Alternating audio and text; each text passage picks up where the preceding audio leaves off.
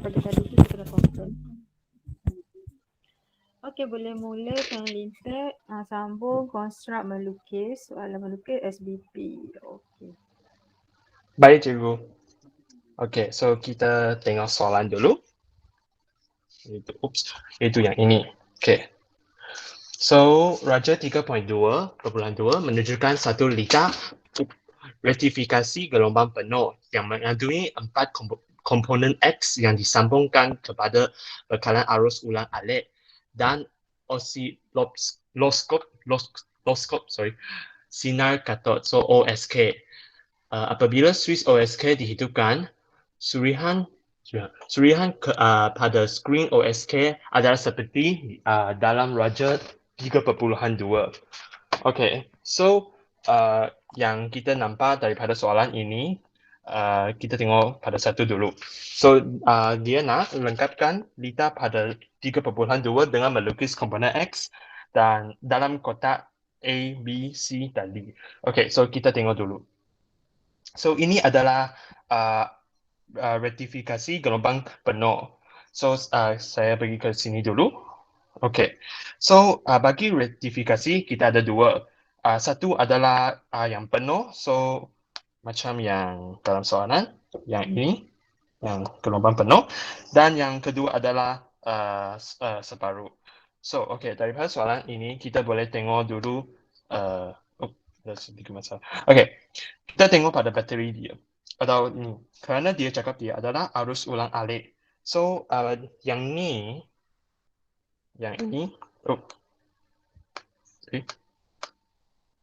okay, yang ini dia adalah diode. So, kita tengok ni dia cakap dia arus ulang alik. Dan kita nak daripada arus ulang alik, so arus ulang alik adalah macam ni. So, graf dia macam ni. So, yang atas adalah positif, yang bawah adalah negatif. So, kita nak daripada arus ulang alik, so kita guna diode. So, diode. Okay, so kita tukar kepada arus ulang alik dia. Arus ulang alik. Dan tukar kepada arus terus. That's why jika kita tengok daripada OSK, dia macam ini, yang macam ini. So dia macam arus terus. So yang baiklah. Okay. So ya Kang Linted. Ya cikgu. Okay, Miss diode is to allow the current flow in one direction. Am I right? Yes, teacher. Okay, untuk membenarkan arus mengalir satu arah. So kalau kita tengok graf tu, arus ulang alik ada positif, negatif. Maksudnya dia ada berapa arah tu? Dia ada arah dia berubah-ubah lah kan? Ada positif, ada negatif, betul? Betul cikgu. Tapi yang output dekat OSK tu, kita ada arah satu arah je, positif je, betul? Betul cikgu. So apa fungsi rektifikasi tu? Rektifikasi adalah suatu proses untuk menukarkan arah dia. Menukarkan arus ulang alik kepada arus terus. That's why kita kena guna diode, sebab diode je yang boleh allow the current flow in one direction. Okay, thank you. Okay, boleh sambung. Okay, terima kasih cikgu. So, kita tengok daripada yang ni lah. Okay, so yang atas adalah positif, yang bawah adalah negatif. So, ni positif, ni negatif. So, saya guna warna yang lain. Yang pertama, saya guna biru. So, okay, biru. So, yang ni positif, negatif. So, apabila ada arus dia, so macam ni. Dia pergi atas, kita start dengan positif. Atas, pergi ke sini, dan dia akan pergi ke sini. Diode di sini adalah positif. So, dia akan macam ini. Okay? So, dia akan pergi sini, dan dia akan go through yang rintangan 2 ni, kepada sini, ke bawah, dan ke sini. So, dia mesti bertentangan. So, dua-dua ni macam yang ni. So, dua-dua ni yang bertentangan dia. Okay, so ini adalah positif. So, lupa cakap. Ini positif, yang ni negatif, yang ke sini. So, ini ada negatif. So, dia akan pergi ke sini. sini, okay, melalui sini ke negatif. Ini yang pertama. So yang kedua saya akan guna merah. So dia Okey, akan kejap. terbalik. Sekejap ya. Kejap. Lintas sekejap. One moment. Okay. 1 second. Kenapa positif kena jumpa positif ataupun anode tu? Kenapa daripada positif, direction positif arus kena jumpa positif ataupun anode? Maksudnya sambungan dia apa? Pincang hadapan ke pincang songsang? Bincang hadapan. Dia mesti pincang hadapan supaya arus boleh mengalir, betul? Betul cikgu. Maksudnya dia kena jumpa anode lah yang bentuk segitiga A tu anode kan? A positif tu anode kan, betul? Betul cikgu. Anode ataupun kita panggil lohong. Okey, diode ni daripada lohong dan neutron. Okey, sambung. Okay. So yang kedua, so ni yang bawah akan jadi positif, yang atas akan jadi negatif. Kerana yang ni yang Sekejap, pertama lah. Lintat tak tunjukkan output output arus dia. Maksudnya arus input yang mana? Yang atas ke yang bawah yang masuk tu? Dekat arus sungai alik tu. Tik bagi kan, lepas tu yang output dia macam mana? okay. So bagi yang pertama, input adalah di sini. Input. Okay. Yang kedua, input akan bermula Dekat daripada graf. arus Cikgu sini. kata dekat graf. Dekat graf. Tak graf. Input graf masuk. arus sungai alik yang mana satu? Yang atas. Yang atas cikgu. Yang ni. Yang itu. So output yang keluar yang mana? Kat sini. Boleh tik ke, tunjukkan ke output dekat OSK tu yang mana first? Yang kat OSK output. macam kat bawah sini cikgu. Dekat output dia dekat OSK yang mana satu? Maaf cikgu. Kat sini. So, yang itu ke ataupun first half tu? Kat sini. Okay. Awak boleh guna biru sebab awak start dengan biru. So input yang atas warna biru, yang output pun awak buat warna biru. Awak lukis bentuk tu. Bolehlah macam tu. Okay, maksudnya yang input pun biru juga. Tanda sikit biru. Right ke dah settle lah yang tu, maksudnya dah settle. Okay. Baik cikgu. Ya. Okay. Okay. So continue. So dia akan, kerana dia ada negatif dan kita boleh tengok daripada OSK kita nak arus yang terus. So dia akan jadi macam yang semua kat atas. Macam tu. So ini adalah yang pertama. So kita nak kedua. Tapi tengok graf dia macam ni. Kita nak ni. So dia akan positif di sini. Ini negatif. Okay, so dia akan bermula pada sini. Okay, melalui yang bilangan 1 pergi ke dalam sini. So diode. Okay. Ini adalah anode. So positif. Ini negatif. So ke sini. Dan dia pun akan melalui rintangan kedua. Dan ke bawah. Dan melalui yang A. Macam tu. So dia akan bertentangan. Ke sini. Ke sini. Dan pergi ke sini. Pergi kepada negatif. Macam tu. So kita akan ada yang kedua. So dia akan repeat lah. Repeat. Dan ni yang biru. Dan yang ni merah. Macam tu. Okay. Okay, betul. Faham tak yang lain? Pelajar lain faham tak? Faham cikgu.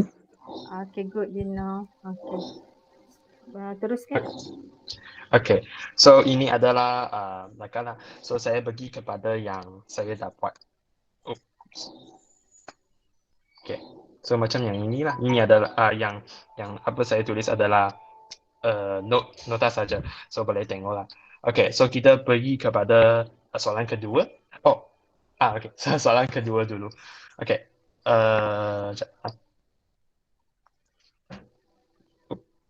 Okay. So satu kapasitor. So kapasitor kemudian disambungkan secara selari dengan rintangan R. R2. Okay, so lakukan apa tu? Surihan. Surihan yang akan ditunjukkan pada skrin OSK dalam Raja 3.3. Okay, so kita tengok apa yang berada dalam OSK dulu. So, saya padamkan. So, daripada OSK, dia macam yang ni, betul? Okay. So, yang ni dia tak stabil. So, jika kita tambah kapasitor, so tambah kat mana? So, okay. So, kita tambah kapasitor kat, saya guna warna hijau lah. Kat sini. Oops. Okay. Okay, kenapa kat sini? Kerana dia mesti selalu. Macam tu. So, apabila kita tambah, so daripada gambar yang inilah, so saya akan guna yang dot-dot, okay, yang lukis untuk yang dia. Okay, so dia akan jadi daripada sini, saya guna dot-dot macam yang asal dia. Maaf ya. Okay, so saya guna warna yang lain lah untuk tunjukkan. So dia akan jadi macam ni. So dia macam stabil. So saya pergi kepada soalan saya, yang jawapan saya yang saya buat. Okay. Dia akan jadi macam yang ini. So ini adalah dot-dot dia, yang ini. Dan ini adalah warna biru dia adalah yang ini. Oh, So maksud dia dia macam stabil. kapasitor ni dia akan bagi magnitude arus ulang alik arus ni jadi more stable, ataupun kita boleh katakan fungsi kapasitor sebagai meratakan arus. Meratakan arus dan melicingkan arus. Output tu lah, betul? Betul cikgu. Dia more rata, more rata atau rata. Nampak macam rata sikit kan? Stable sikit magnitude dia. Okay. Okay, so itu kalau kita tambah kapasitor. Kalau maksudnya magnitude dia lebih konsisten.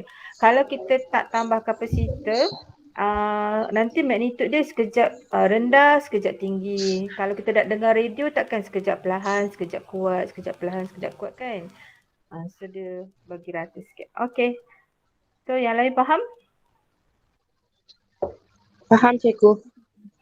Okey, seterusnya ini kita panggil rektifikasi gelombang penuh sebab dia 4 diode. Kalau rektifikasi gelombang separa, maksudnya dia menggunakan berapa diode? Kalau separa. 2 cikgu.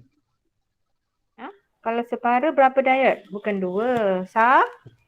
Oh 1. 1 je. Maksudnya dia kalau maksudnya dia guna 1 diode je. Dia hanya membenarkan first half saja yang lepas. Second half dia rata. Boleh tak awak lukiskan lintat output untuk rektifikasi gelombang separa dekat OSK Boleh tu? cikgu. Cuba lukiskan cantik dekat bawah tu. Bawah Okay, Raja sekejap. 3.3 tu. Okay, baik cikgu. Okay, lukiskan output dia. Okay. Kalau gelombang So, separa. okay. So output dia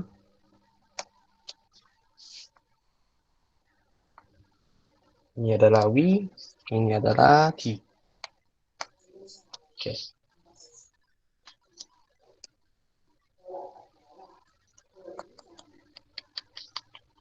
Oh, okay, sangat besar. Tak payah letak kapasitor. Before you letak kapasitor. Oh, before. Oh, jika before dia letak akan macam. Sekejap ya cikgu. So ni tak ada kapasitor lah. Okay, so dia satu je, separuh je dia boleh lepas. Separuh tak lepas sebab dia guna 1 diode je kan. Ya cikgu. Itu maksudnya rektifikasi separuh. Separuh gelombang, separuh je boleh lepas dekat OSK. Separuh lagi tak boleh. Okay. Tapi takkan kita nak dengar radio sekejap ada suara, sekejap tak ada suara. Bukan radio je semua tenaga lah kan. So kita kena guna rektifikasi gelombang penuh, kena 4 diode. Okay. Okay. Betul. Okay, sambung seterusnya. Okay. Okay, so kita tengok kepada yang C. So Raja 11.3 menunjukkan sebuah bongkah yang pegun di atas sata condong yang licin. Apabila satu daya P digunakan pada secara mengufuk, padanya. Okay, so dia cakap W adalah berat muka. So, ya, ada W berat. So, R adalah tindak balas normal dari serta condong. Okay, so kita kena lakar dan label segitiga daya. Bagi P, Q, P, R dan W. Okay, so kita tahu berat akan bertindak ke bawah. Macam ini. So, W. So, ini diberikan P dan bagi arah bagi tinta balas normal dia akan macam ini. Bagi bongkar ini. So R. So daripada ini kita boleh buat satu segitiga. So W ke bawah. Kita kena setiap arah dia macam satu ke sini. So dia meet ke sini kepada ekor dia. So kepala ke ekor, kepala ke ekor, kepala ke ekor. So apabila kita lukislah, jika tak ada macam itu, so salah. So kita akan macam ini dan ini. So daripada gambar lah, so kita macam move dia. So W, P, R. Dan satu lagi adalah darjah dia. So yang A dia atau alpha. So daripada sini dia akan pergi ke sini. Macam itu. Okay. Ada soalan? Okey, kena ingat sentiasa tindak balas normal tu sentiasa berseranjang atau bersudut 90 darjah dengan permukaan. Satah condong tu lah, permukaan objek tu. Kan? Permukaan ini dia satah condong sebab tu dia sengit R tu, betul tak? Betul cikgu. R mesti 90 darjah. Okey.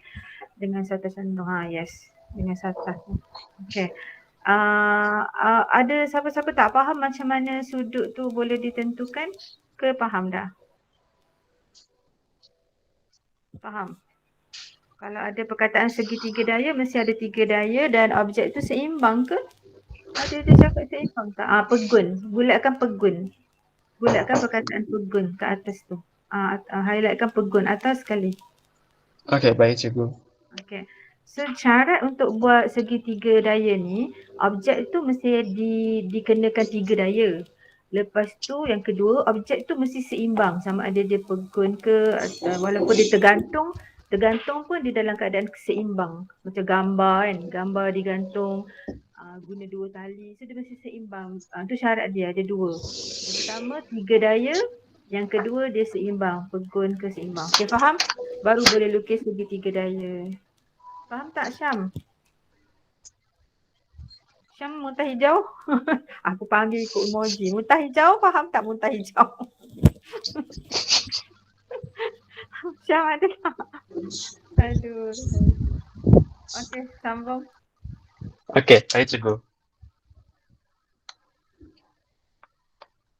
Okay, so tengok kepada muka surat 7. Okay. Pelajar 7 menunjukkan seorang atlet sedang memutarkan tuku besi dalam acara sukan lempar tuku besi. Okay, so daya memusat yang bertindak ke atas tuku besi ketika diputarkan adalah daya tegangan tali tersebut. So dalam raja dalam raja 7 tandakan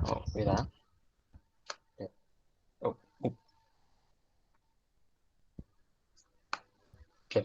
So kita mesti tandakan aras ke atas tuku besi. Ketika diputarkan adalah daya tegangan tali tersebut. So saya label dia pada sini. Arah ke sini. So F. Daya dia. Daya memusat. Maksudnya daya memusat dengan daya tegangan tu sama. Arah dia pun sama, betul? So betul, boleh tulis F is equal to T also. Daya memusat sama maksud dia dengan kalau dalam kes ni dia sama dengan tegangan lah sebab arah daya tegangan tu mesti menghala ke tempat dia dipegang atau diikat. Objek dipegang atau diikat dengan tali tu. Faham tak? Faham cikgu. Arah daya memusat pun sama, mesti menghala ke arah pusat bulatan, pusat rotation. Okey. Okay, baik cikgu. Okay, so kita bagi kepada B. So, nyatakan kuantiti fizik yang berubah apabila cahaya merambat dari air ke udara. So, daripada soalan kita tahu daripada air ke udara. So, maksud dia adalah ketumpatan adalah berbeza. So, apa ada apa? Kuantiti fizik yang akan berubah adalah laju cahaya. Okay. So, bagi C. Lengkapkan gambar radius sinar untuk menunjukkan pembiasan cahaya yang berlaku pada sudut tersebut dalam radius 1.2. So, kita nampak daripada soalan dia adalah bagi image dia dan objek. So, saya highlight. Okay, ini adalah objek dia dalam air lah. So, ini adalah udara, air. So, ketumpatan yang berbeza. Okay, so ini adalah image. So, saya okay. So jika macam ini, arah dia adalah macam ini. Ini adalah bagi objek ke mata. Ini adalah image. So ini adalah yang kita nampak daripada udara ke dalam air. Macam itu. Kerana ketumpatan yang berbeza, so laju cahaya akan berbeza. Semua okey ke? Lintat, ini fenomena apa? Pantulan ke, pembiasan ke, pembelauan ke, interferen ke? Pembiasan cahaya, cikgu. Sebab ada perbezaan ketumpatan. Okey, betul Vino, Lintat. Okey. Sekarang boleh tak awak lukis sudut 7? Lintat labelkan sudut 7.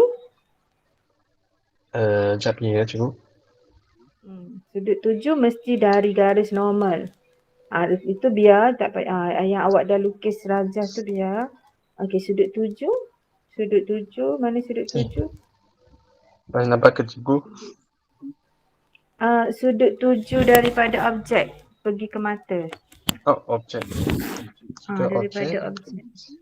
Saya guna biru.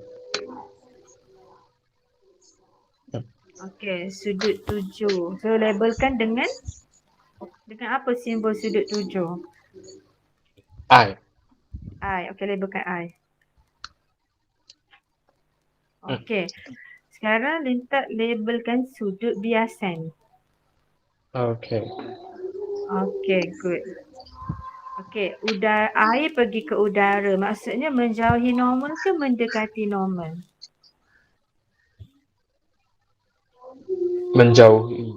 Menjauhi, betul. Sebab dia pergi ke kurang tumpat. Maksudnya dia punya wavelength dia lebih besar.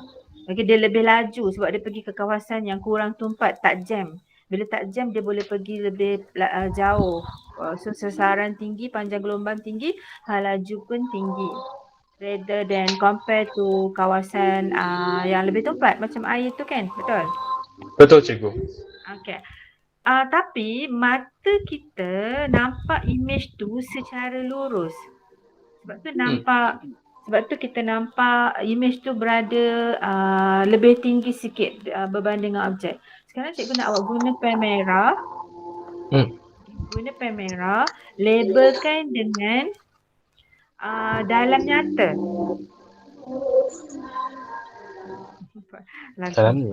Dalam nyata. Lagu. Maaf cikgu. Dengar lagu Cina. Okey, dalam nyata. Okey. Opera. Mak awak pasang lagu opera. Okey, dalam nyata. Labelkan cepat dalam nyata. Dari mana ke mana dalam nyata?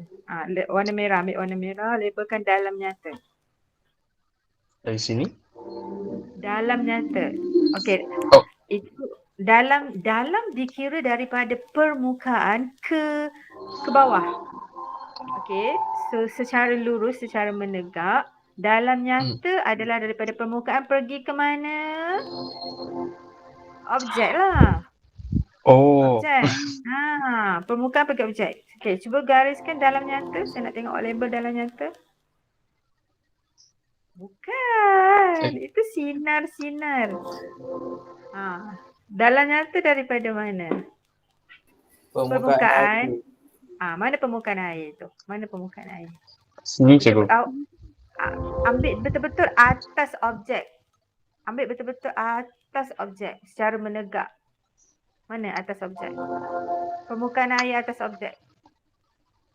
Itu okey. Lepas tu guna pen warna hijau. Okey. Secara perpendikular dengan permukaan air tu, tegakkan ukur. Bila kita sebut kedalaman, maksudnya ketinggian lah. Okey, ketinggian. Tapi ketinggian kita ke atas. Kalau kedalaman ke bawah. Ambil objek. Mana objek? Vertikal Sini, daripada garis merah tu ke hujung straw. Ke objek S. Yes, ke ujung straw. Bolehlah tu. Okey. So, labelkan sebagai dalam nyata. Dalam nyata. Dalam nyata boleh tengok kat list of equation nanti. Dalam nyata. Okey. Ambil warna lain. Labelkan dalam ketara. Dalam ketara maksudnya daripada permukaan pergi ke ujung image. Coba. Hujung image, daripada permukaan pergi ke hujung image. Mana awak punya dalam ketara ni? Labelkanlah. Label kedalaman dia tu. Adalah yang ini. Itu dalam nyata. Dalam Dia sama macam yang garisan hijau tu, cuma dia daripada merah tu sampai dekat hujung straw image tu. Hujung yang betul.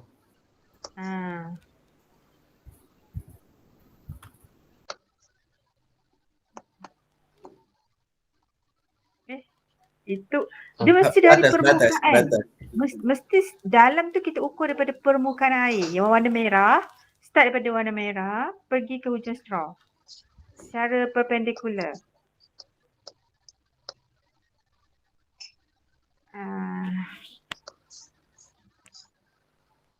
Itu dalam nyata. Dalam ketara. Ya betul. Bolehlah macam tu. Okey.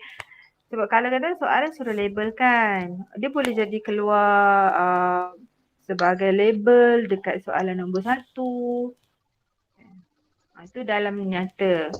Maksudnya daripada surface of water to the end of object. Faham? Faham cikgu. Kalau dalam ketara, from the surface of water to the end of image. Cikgu. Faham? Okay. Faham cikgu. Okay, so macam mana formula dia? Kenapa kita cari dalam nyata dalam ketara ni? Kita nak dapatkan apa? Indeks Indeks biasa. N. Okay, N. Pani apa formula dia N Pani? Indeks biasa N sama dengan H besar. H besar tu dalam nyata. Dalam nyata. Okay, so H besar tu dalam nyata. Bahagi? H kecil. H kecil dalam ketara. Okay. Besar bagi dalam nyata bagi dalam ketara. Okay, rumus ada kan? Dekat rumus ada kan Pani? Ya cikgu. Ada. Okay. Okay, itu saja. Ada lagi? Lintat? Dah ada cikgu. Habis dah. Okay, boleh faham. Saya dapati berdasarkan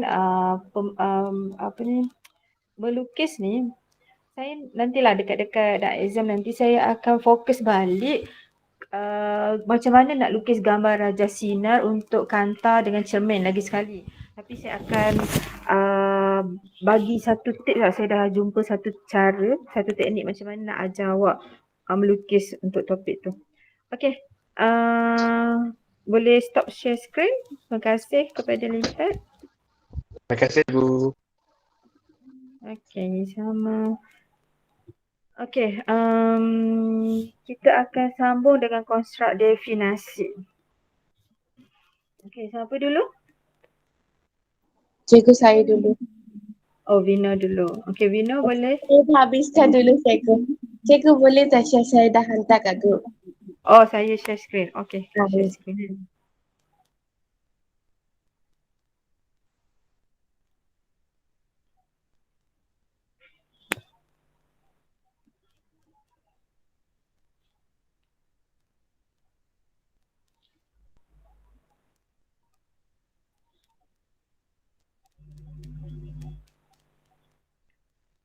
Okay. Okay, boleh Vino? Boleh cikgu. Okay, terus? Okey, yang ini soalan dari Negeri Sembilan. Nombor 1, apakah yang dimaksudkan dengan hal laju lepas? Hal laju minimum yang diperlukan oleh objek di permukaan bumi untuk mengatasi daya graviti dan terlepas ke angkasa lepas. Dengar suara cikgu tak? Cikgu? Boleh dengar suara cikgu kan? Okay. Maksudnya laju lepasnya untuk objek tu terlepas daripada tarikan graviti bumi lah ya? Ya Vino? cikgu. Ya cikgu. Oh, maksudnya kalau dia contoh macam roket, kalau dia tak boleh dia tak boleh bergerak dengan laju minimum ni, dia jatuh balik lah ya?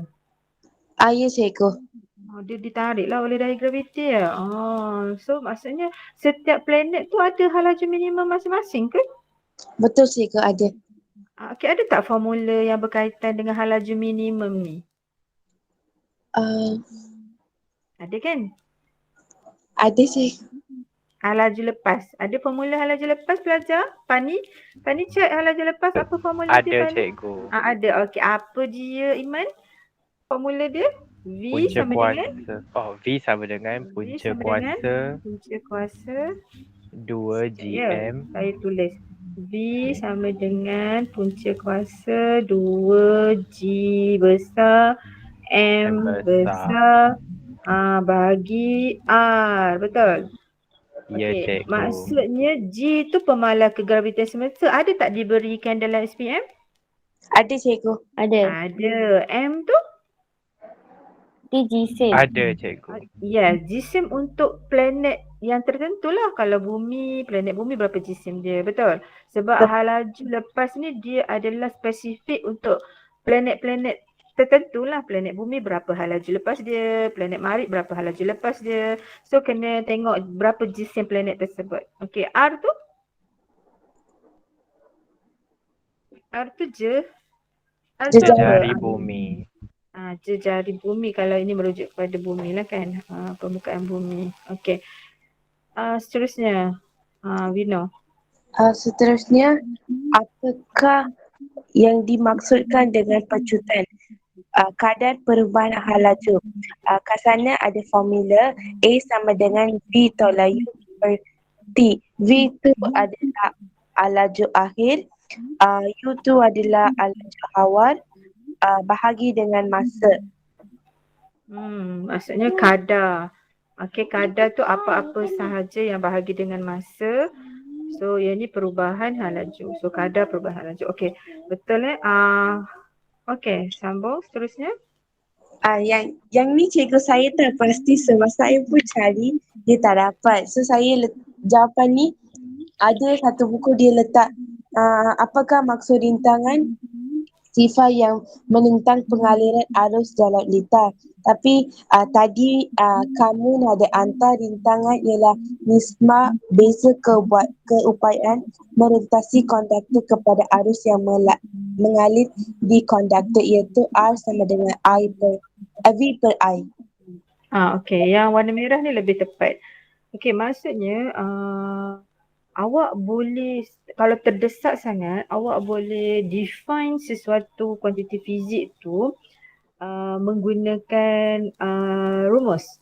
Tapi tak bolehlah direct voltan bahagi arus, tak boleh macam tu. Awak kalau macam tadi kan yang pecutan ni awak tak boleh cakap lah laju akhir tolak laju awal bahagi masa, tak boleh. Awak kena cerdik sikit lah guna kadar perubahan hal laju macam tu. Okey, yang ni rintangan ni adalah nisbah. Okey, voltan ataupun beza keupayaan merentasi konduktor kepada arus. Sebab V bahagi I tu nisbah. Kalau voltan dia besar, arus kecil, nisbah dia besar lah kan. Macam tu lah. Okay. Okay, betul. Seterusnya. Habis dah? Dah cikgu habis. Okay, so seterusnya kita pergi kepada siapa ni? Alia. Okay, Alia. Alia berapa? Oh, ada 3. Oh, saya tak fikir. Okay, baca. Alia. Soalan trial Pahang. A. Apakah yang dimaksudkan dengan kekenyalan? Sifat bahan yang membolehkan suatu objek kembali kepada bentuk dan saiz asal selepas daya yang bertindak ke atasnya dialihkan. Kekenyalan.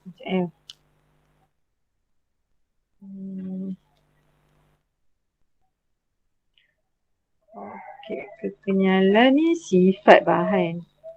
Okey, sifat bahan. Dia bukannya macam kalau rumus yang berkaitan dengan kekenyalan F sama dengan KX. Dekat rumus ni tak ada pun pasal kekenyalan. Ada tak Alia? Dekat rumus F sama dengan KX ni ada tak disebut pasal kekenyalan? Ada tak? Tak ada. Tak ada kan? Dekat rumus ni yang awak boleh define adalah K ni. Apa itu pemalas spring? Pemalas spring ialah nisbah F terhadap X. Terhadap pemalas spring adalah daya per nisbah daya terhadap pemanjangan ataupun pemampatan. Macam itulah. Jadi kekenyalan ni sifat bahan.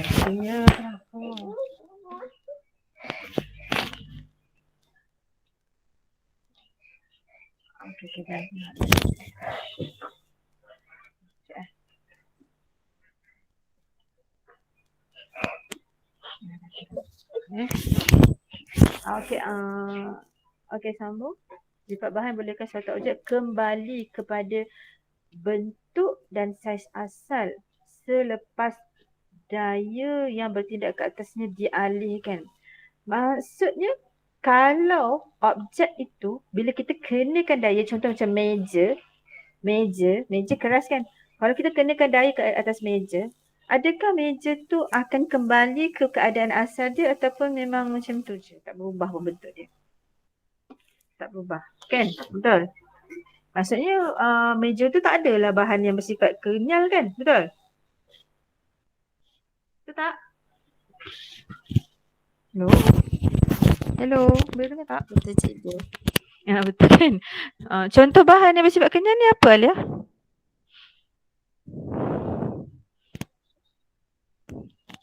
Alia? Bahan yang bersifat kenyal contohnya apa Alia? Spring. Yes, lagi? Lagi? Orang lain? Lagi? Getah. Lagi? Apa lagi? Span. Ada lagi? Kapas. Kapas yang jenis elastik tu kan. Ada bahan dia. Bolehlah kapas yang ada sikit sifat elastik tu. Okey.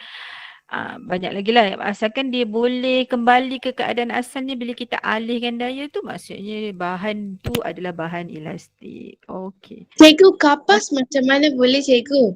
Oh, dia tengok jenis kapas sayang. Ada kapas yang bila kita tekan, terlepas dia kembali ke asal dia. Adalah, tapi tak semua jenis kapas. Okey cikgu. Ada jenis-jenis yang jenis macam yang kita buat bantal ke apa, kita bantal yang jenis. Okey cikgu. Ada kan? Tapi kapas kasar sikit. Okey, ada nak tanya apa-apa pasal ni? So mesti ada keyword dia adalah sifat bahan. Kemudian boleh kembali ke bentuk asal. Ni saya tak nak macam ni ya.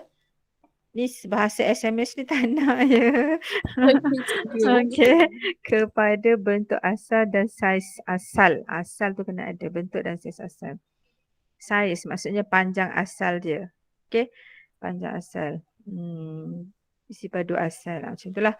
Okey. Dan ni pun perkataan ni perlu ada. Selepas daya yang bertindak ke atasnya dialihkan. Keyword-keyword ni penting untuk soalan definisi. Okey, seterusnya. Soalan trial SBP, apakah yang dimaksudkan dengan medan lastik? Medan magnet paduan yang dihasilkan oleh interaksi antara medan magnet daripada konduktor pembawa arus dengan medan magnet daripada magnet kekal. Medan magnet paduan. Okey, itu satu. Dihasilkan oleh interaksi antara medan magnet dan ni lagi satu ni. Ni lagi satu. Tak, Ni lagi. saya tak muat tadi. Saya takut Oh. tak cukup. Okey, tapi dalam SPM jangan buat tau. Okey. Tak. Semua kena ingat. Memang bukan awak Boleh je. kot Ada pakai lagi. short form. Tak boleh. Nak kena budak ni. Tak boleh. Tak boleh. Cikgu macam nak pukul je. Tak boleh. Sebab memang isu ni dah diperkatakan oleh pemeriksa-pemeriksa. Zaman awak ni zaman SMS, zaman WhatsApp. Bukan SMS lagi, WhatsApp. Semua pakai short form. Sampaikan dalam exam pun tulis short form macam ni. Tak boleh tak boleh. Dah biasa Okey. cikgu. Itulah tak, jangan biasakan. Janganlah dalam exam, jangan.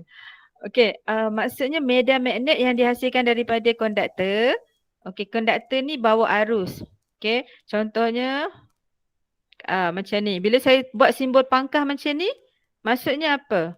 Ni bulat ni wire ataupun konduktor. Azrina tahu konduktor dengan wire tu sama ke tak sama? Sama. Sama. Okey, konduktor biasanya logam lah. Okey, kumpulan logam. Wire ke konduktor sama. Asalkan dia logam.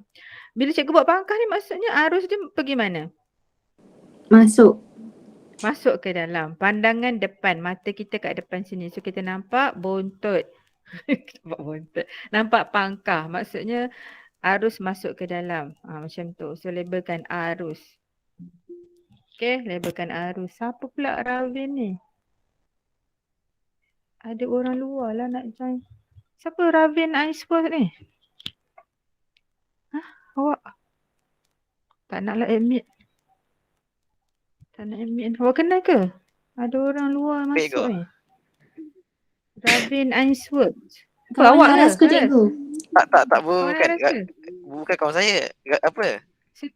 Saya takut ada sebab ada cikgu Suzana kata ada beberapa orang yang bila kita buat kelas kan orang luar masuk. Tu dia macam nak kacau macam tu. Tak tahulah. Pernah ada kes orang luar kacau kat kelas kita. Ada. I mean, sekolah kita. Kelas cikgu lain lah. Kelas sekolah kita ada. Serius ah. Ada. Okey. Pelik orang sama sekarang ni. Itulah. Lepas tu macam mana kita nak tu konduktor tu bawa arus ni maksudnya ni konduktor and then pangkah ni maksudnya arus masuk ke dalam. Okey Alia, sekarang cikgu nak awak lukis medan magnet. Arah medan magnet. Awak nak guna hukum apa Alia? Hukum apa untuk melukis arah medan magnet? Genggaman tangan kanan. Okey, bagus. Okey, so awak genggam. Jadi arah medan magnet, bentuk medan magnet tu sekeliling konduktor tu bentuk bulatan. So arah dia ikut jam ke lawan jam. Guna tangan kanan, genggam batang, genggam rod. Okey, ni rod logam tu ataupun konduktor tu.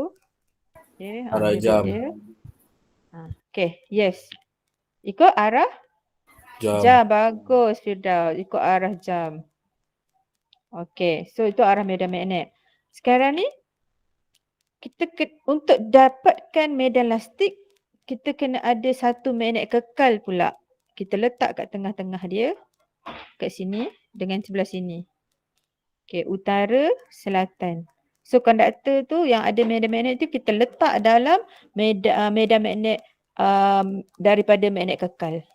Okey, kita letak dekat dalam medan magnet daripada magnet kekal. Okey, sekarang tolong siapa boleh tentukan arah medan magnet utara ke selatan? Utara ke selatan lah kan? Utara pergi selatan. Betul tak? Ya. Utara pergi selatan. Okey, utara pergi selatan. Okey, yang ini belah bawah ni. Belah bawah ni utara pergi selatan. Tapi belah bawah ni sebab arah dia bertentangan kan. Jadi dia sikit lah. Betul? Medan magnet dia sikit. Yang sebelah atas arah dia sama. Yang warna hijau dengan warna hitam tu arah dia sama. Arah sama. Jadi bila arah sama, garisan medan magnet ni lebih banyak di sebelah atas berbanding dengan sebelah bawah. Sebelah bawah sikit je. Jadi lebih kuat adalah sebelah atas. Bila garisan medan magnet sebelah atas ni lebih banyak, maka dia lebih kuat. Jadi konduktor ni akan ditolak ke bawah. Maksudnya daya dia ke bawah. Faham tak? Itulah medan magnet. Medan lastik dia hasil tindakan dua medan magnet. Okey. Seterusnya sambung. Soalan trial Selangor, apakah maksud gelombang elektromagnet? Gelombang yang terhasil apabila medan magnet dan medan elektrik bergetar pada sudut 90 darjah antara satu sama lain.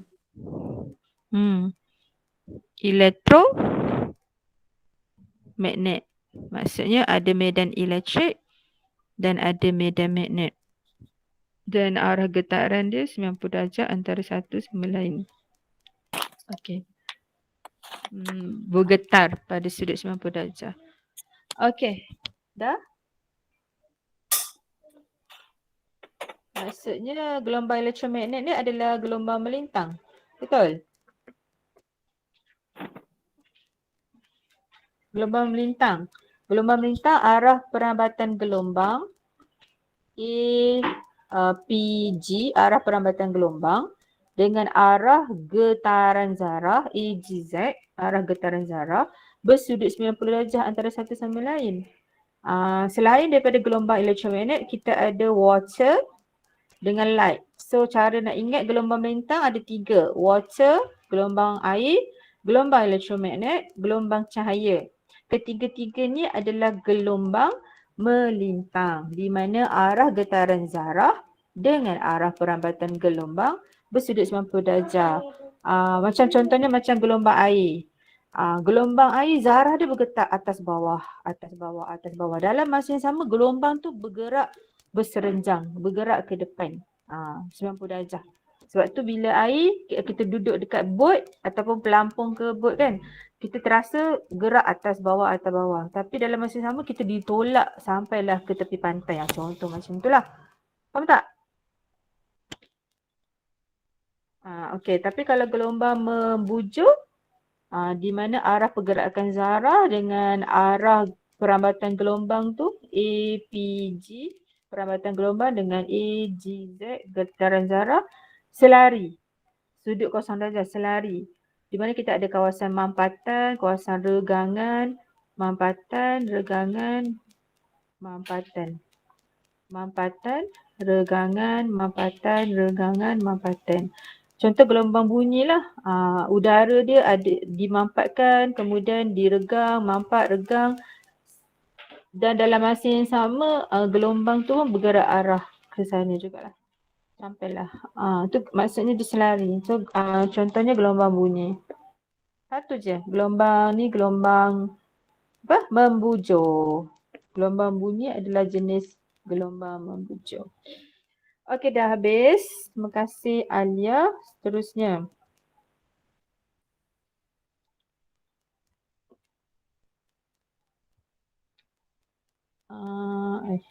Mana ni? Siapa? Alia Rishika. Okey, Rishika boleh teruskan?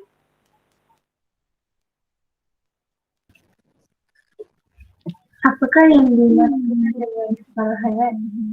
Masa yang diambil dalam bilangan atom untuk radioaktif untuk menjadi separuh dari aktiviti atau bilangan atom untuk unsur radioaktif asal. Okey, awak dalam exam boleh sebut salah satu. Tak perlulah sebut tiga-tiga. Masa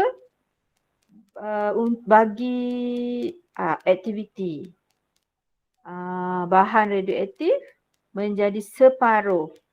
Kalau awak guna aktiviti, ini pun aktiviti asal.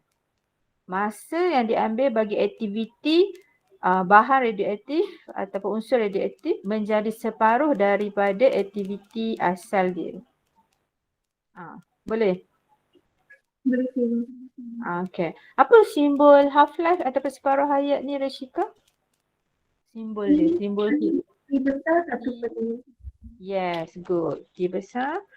Formula yang berkaitan A sama dengan, kalau aktiviti A sama dengan setengah kuasa N A naught. Ini maksud A ni aktiviti selepas beberapa kali separuh hayat. Ini separuh hayat, separuh, setengah. N ni bilangan separuh hayat. Okay, bilangan separuh hayat. Dan A ni aktiviti asal dia. Boleh pelajar. Okey, seterusnya ni pula daya memusat. Okey, Apakah sambung. daya memusat?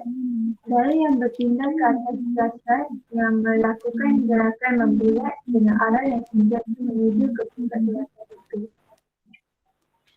Yes. Keyword dia kalau daya memusat, daya lah. Tapi dia punya arah daya tu, arah dia tu sentiasa menuju ke pusat bulatan. Okey, dan dia pun membuat gerakan membulat. Daya yang menyebabkan jasad tu bergerak dalam bulat. Contoh kan, kalau macam orang naik motor, orang lumba motor dalam bulatan. Motor ni, motor apa? Motor lumba. Awak nampak dia sengit badan tak? Nampak ke? So dia sengit badan tu maksudnya dia punya ada daya memusat bila dia membuat aktiviti membulat tu, dia bergerak dalam bulatan. Dia sengit badan tu sebab dia ada daya memusat juga. Okay, seterusnya satelit geopogon. Apakah maksud satelit geopogon? Satelit yang sentiasa berada di atas kedudukan geografi yang sama di permukaan bumi. Kalau satelit lah. Okey, lagi kalau pegon maksudnya dia punya kedudukan geografi, kedudukan geografi. Pegon maksudnya sama di permukaan bumi. Dia berputar 24 jam lah, sama dengan putaran bumi, betul tak? Rashika? Betul sih. Dia contoh satelit geopogon ni apa? Contoh satelit geopogon apa? Yasmin. Ada tak Yasmin? Contoh satelit geopogon, satelit Nisat satu. tu apa? Tak, satelit Komunikasi. Satelit komunikasi. Kenapa satelit komunikasi ni adalah contoh satelit geopogon Yasmin? Sebab dia mesti sama dengan putaran bumi lah kan, 24 jam betul? Betul. 24 jam. Dia tak komunikasi. Kalau macam kita tengok bola dekat mana, Manchester United lawan Chelsea kan, kat seberang sana tu, kat negeri lain tu, dekat negara lain tu, so mesti tally lah seiring 24 jam dalam masa, dia tak boleh ada delay sikit lambat. Kalau yang bukan geopogon, contoh macam mana Yasmin?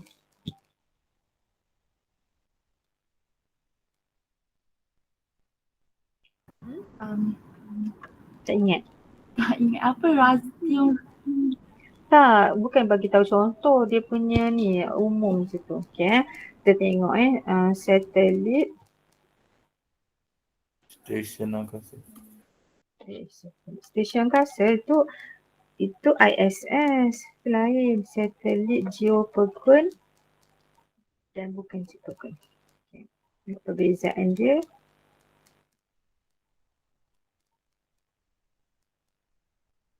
Kartun.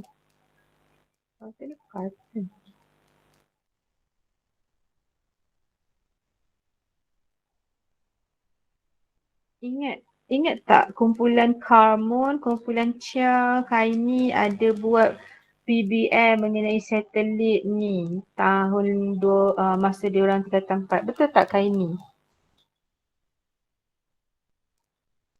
Ya, cikgu.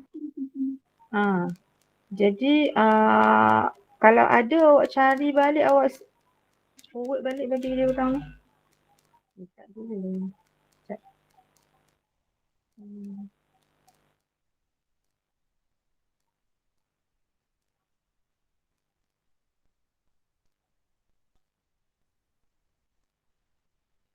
Mana tadi?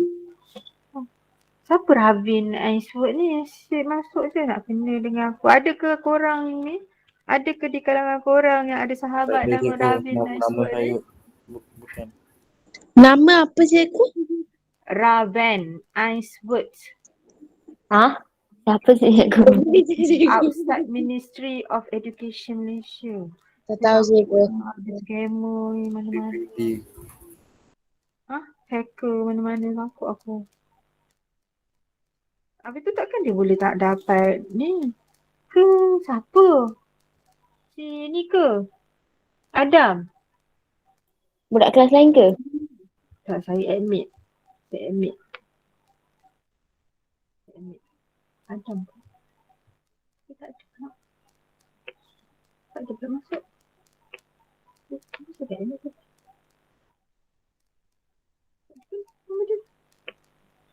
Takut.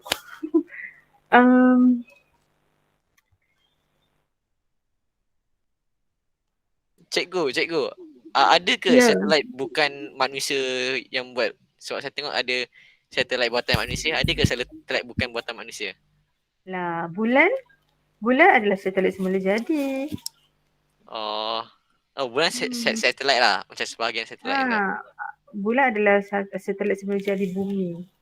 Dan planet-planet yang ada bulan. Okay. Sebab dia merupakan pemantul juga. Mana? Sekejap saya tengok image dulu. Cukup ada di sini image yang berkaitan dengan perbezaan satelit ni.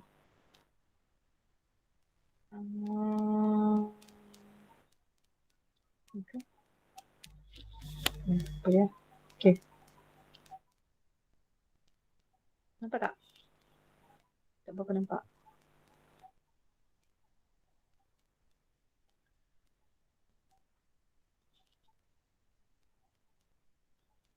Nampak tak?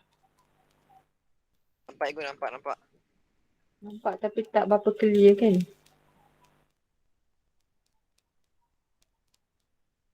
Nampak kan? Dia tak berapa clear. Saya tengok ada tak yang lain.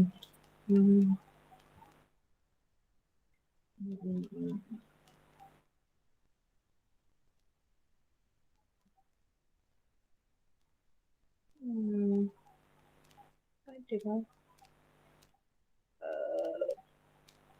Geopegun ni maksudnya dia 24 jam dan dia seiring dengan putaran bumi. Okay. Yang bukan geopegun tu dia tak seiring.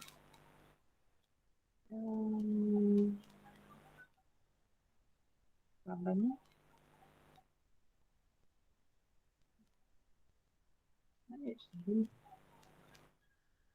Kena tengok nota balik. Buka nota.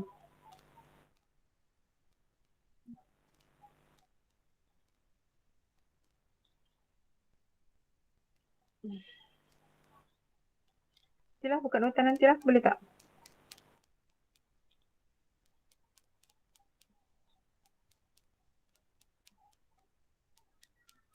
Nanti nantilah, boleh tak? Kau cari sendiri. Boleh kan? Okay. Kita sambung. Dah habis Alia? Hello? Ada ke tak ada ni? Hello? Bukan Rashika ke cikgu? Rashika. Dah habis ke Rashika? Dah kan? Dah Dah habis cikgu. ke Rashika? Okay, kita pergi kepada ni. Siapa ni? Apakah ini? Siapa yang buat ni? Tak ada nama pun. Siapa ni? Cikgu. Apa tu? Najmi. Ah, Kenapa jadi di sini? Okay. Okay, Najmi.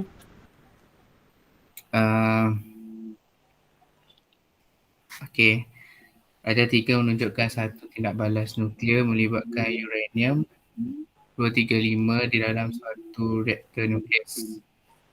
So soalan dia, namakan tindak balas yang ditunjukkan dalam rajah 3. So pembelahan nukleus. Kalau soalan tanya apa itu pembelahan nukleus? Apa tu? Tindak balas nukleus apabila satu nukleus yang berat membelah menjadi atau ringan. Dua ataupun lebih atom yang nukleus yang ringan. Atom yang nukleusnya ringan. Okey, lebih ringan. Dibedil oleh neutron yang berhalaju tinggi. Boleh? Sebab dia bukan boleh saja-saja belah. Dia mesti dibelah oleh satu neutron yang berhalaju tinggi. Means from the diagram, from the diagram awak boleh nampak pembelahan nukleus tu adalah nukleus uranium yang berat dibedil oleh neutron yang berhalaju tinggi dan membentuk nukleus dua ataupun lebih nukleus yang atom yang nukleus lebih ringan. Okey, contoh helium dengan krypton tu. Lebih ringan. Okey. Okey, seterusnya. Apakah yang dimaksudkan dengan haba pendam tentu penguapan? So maksudnya kuantiti haba yang diserap semasa pemilihan atau kuantiti haba yang dibebaskan semasa kondensasi bagi 1 kg bahan itu tanpa perubahan suhu. Tanpa. Okey, mesti ada perkataan tanpa perubahan suhu. Kalau haba pendam ni dia hanya berubah fasa. Kalau penguapan maksudnya daripada fasa apa ke fasa apa? Cecair ke gas. Cecair kepada gas ataupun vice versa. Betul? Sebab tu kuantiti haba diserap atau dibebaskan. Kalau kuantiti haba diserap semasa pendidihan, maksudnya cecair, pendidihan mestilah melibatkan cecair yang nak berubah menjadi gas. Betul? Betul. Okay. Tapi suhu sama. Maksudnya suhu air yang suhu 100 kepada gas, ni air yang suhu 100 darjah kepada gas yang suhu 100 darjah juga. So tanpa perubahan suhu. Tapi berlaku perubahan fasa. Melibatkan haba pendam tentu penguapan. Itu kalau haba diserap semasa pendidihan. Maksudnya dia nak berubah daripada cecair kepada gas pada suhu yang samalah, 100 darjah lah kalau pendidihan 100 darjah. Okey, atau kuantiti haba yang dibebaskan. Maksudnya dia nak berubah daripada apa ke apa. Kalau dibebaskan maksudnya dia nak berubah daripada gas kepada cecair. Betul? So gas dia jarak dia jauh-jauh. So dia kena bebaskan haba. Dia cool down. So tenaga kinetik dia akan berkurang. So dia akan merapat. Dia akan jadi cecair. Tapi pada suhu yang samalah tanpa perubahan suhu. Dan kena ada dibebaskan semasa kalau gas kepada cecair maksudnya proses kondensasi lah. Ni kena nyatakan. Wajib nyatakan. Bagi 1 kg bahan. Sebab rumus dia Q sama dengan ml. Jadi dia tanya pasal L. Apa itu haba pendam tentu maksudnya L. So jadikan L sebagai subjek. Q bahagi M. So maksudnya kena bagi tahu Q iaitu kuantiti haba. Q ni kuantiti haba. M ni 1 kg. Jisim. 1 kg. Kena sebutlah pasal M. Faham tak? Faham cikgu. Okey. Seterusnya masuk haba. Haba adalah suggested. Dah, ni betul lah. Haba tu tenaga sebab tu unit dia Joule. Dan simbol dia apa Najmi? Q. Yes, Q. Mama boleh habis kelas. Cash. Okey, seterusnya. Kejap Mama nak habis dah. Cash. Anak saya ni. Aduh.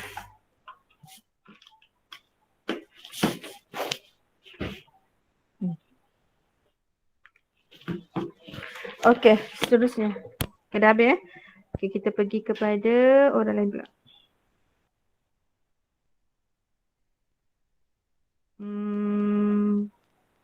Okey, ni siapa ni? Saya cikgu saya. Apa tu? Anik? Okey, Anik. Okey, Anik baca. A1, apakah maksud gelombang koheren? Dua gelombang koheren yang frekuensi kedua-dua gelombang adalah sama dan beza fasa adalah tetap. Ni yang kamu explain siang tadi. Koheren tu maksudnya frekuensi kedua-dua gelombang sama, beza fasa tetap. Okey, betul. Ingat. Okey, seterusnya. Raja 8.1 menunjukkan keratan rentas sayap kapal terbang. Namakan prinsip fizik yang terlibat daripada prinsip Bernoulli. Okey, mesti tepat ejaan Bernoulli. Okey, seterusnya. Prinsip Bernoulli cakap apa? Apabila laju pengaliran suatu bendali bertambah, tekanan dalam bendali akan berkurang atau sebaliknya. Okey. So, berkara song-song lah. Laju. Bendali ni maksud apa? Benda mengalir. Sama ada udara atau cecair. Kan? Bendali. Fluid. Udara. Okey, kalau kita tengok stream ni. Okey, kita tengok stream ni. Ni bentuk apa Ni kita Aerofoil. panggil bentuk. Yes.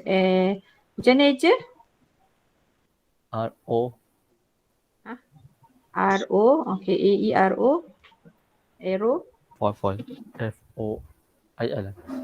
Okey, betul. Aerofoil.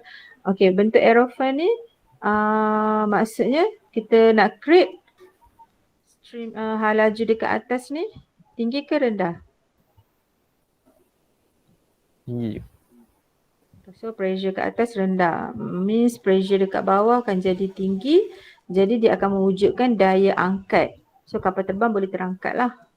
Betul? Untuk dia terbang. Okey. Seterusnya ni. Apakah yang dimaksudkan dengan kekuatan medan elektrik? Kekuatan medan elektrik. Okey. Kekuatan medan elektrik ialah pada E pada satu titik dalam medan elektrik ialah daya elektrik yang bertindak ke atas seunit caj positif yang terletak pada titik itu. Formula E bersamaan F per Q. Okey, kita nak tahu kalau soalan tu tanya pasal medan elektrik saja. Medan elektrik adalah, kalau soalan tu dia tak ada perkataan kekuatan ni. Dia kata apa itu medan elektrik. Medan elektrik mesti ialah ruang. Medan ni ruang. Kalau medan je ruang. Ruang ataupun kawasan. Kawasan di mana terdapatnya garisan-garisan medan elektrik, ruang ataupun kawasan di mana ada daya tindakan elektrik. Ada daya elektrik yang bertindak ke atas seunit caj. Kalau kita letakkan ada caj kat sini, caj positif ke negatif kan, ada daya yang boleh bertindak ke atas caj tersebut. Kalau kita letak caj positif dalam medan elektrik tu, akan ada daya elektrik yang bertindak ke atas caj. Itu maksud dia. Okey, tapi kalau soalan tanya kekuatan medan elektrik, apa beza dia kat sini? Kalau soalan tanya pasal kekuatan medan elektrik, di mana dia punya formula dia ni, dia punya simbol kekuatan tu E. E tu E tu kekuatan medan elektrik. Okey.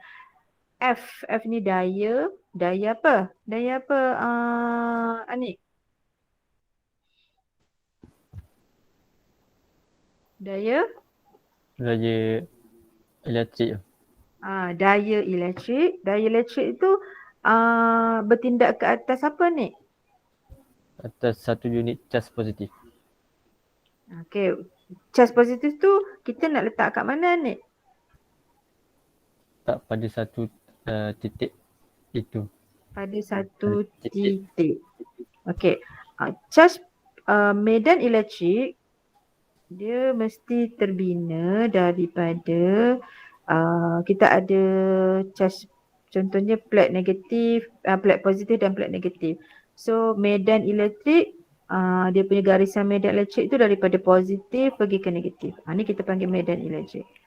Kita bubuh cas positif, satu cas positif kat sini. Okay, so akan ada daya. Kalau positif dengan positif, tarikan ke tolakan? Macam tu lah. Faham tak?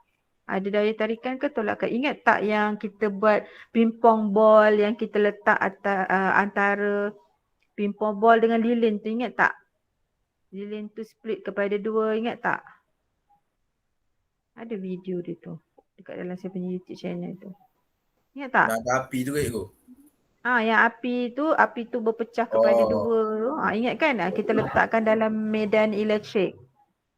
Ni kita sambung kepada voltan lampau tinggi. Siapa tahu yang kena voltan lampau tinggi tu kena short elektrik hari tu? Ingat siapa dia yang kena? Apa ingat kau? Ada. Saya macam kenal lah nama dia. Siapa? Lawa juga tak kenal je. Tak kenal. Siapa? Saya tak ingat. Boleh tak bagi tahu saya? Saya juga. Saya lupa. Itulah. Tak tahu mesti ada budak yang kena. Ada tahun tu Harid. Yang batch anak saya tu Harid yang kena. Aduh kesian juga. Tahun ni awak yang kena. Sorry lah. Okay, so kekuatan. Kekuatan. Kita nak tengok kekuatan medan elektrik tu, kita tengok daya elektrik. Kalau daya elektrik tu tinggi, maksudnya medan elektrik tu kuat lah. Kalau daya elektrik tu rendah, yang bertindak pada dia kurang tarikan kan, kurang daya tarikan, nak tarik dia tu lemah je, maksudnya kekuatan medan elektrik kat situ rendah lah. Mungkin sebab dia punya charge positif, charge dia sikit. Kalau charge dia sikit, maksudnya garisan medan elektrik tu pun sikit. So dia kurang lah kuat. Sama juga macam medan magnet. Medan magnet wujud antara kutub selatan ke kutub utara. Ni kita panggil medan magnet. Yang ni medan elektrik sebab dia wujud hasil daripada charge medan elektrik, maksudnya wujud kawasan yang ada daya tindakan elektrik. Yang ni kawasan yang ada daya tindakan magnet. Bila kita letak bahan magnet dekat tengah-tengah ni, adalah daya magnet yang bertindak kepada bahan magnet. Ini kalau kita letak charge elektrik, ada daya elektrik yang bertindak pada dia. Faham tak? Ini kalau kita letak bahan magnet. Bahan magnet ni bahan yang diperbuat yang untuk buat magnet lah, iaitu besi, kobalt, nikel. 3 bahan ni untuk buat magnet. So kalau kita letak besi lah contohnya dekat dalam medan magnet ni, besi ni boleh ada daya magnet yang bertindak sebab dia kita letakkan dalam medan magnet. Kalau charge pula kita letakkan dalam medan elektrik, ada daya elektrik yang bertindak. Tu maksud dia. Faham ke tak? Boleh faham tak? Ke cepat sangat saya terang? Ke tak faham? Boleh ulang balik aku. Boleh ulang balik ke tak? Okey. Okey, saya terang satu-satu balik Nak tanya siapa Okey. Ni medan elektrik. Medan elektrik wujud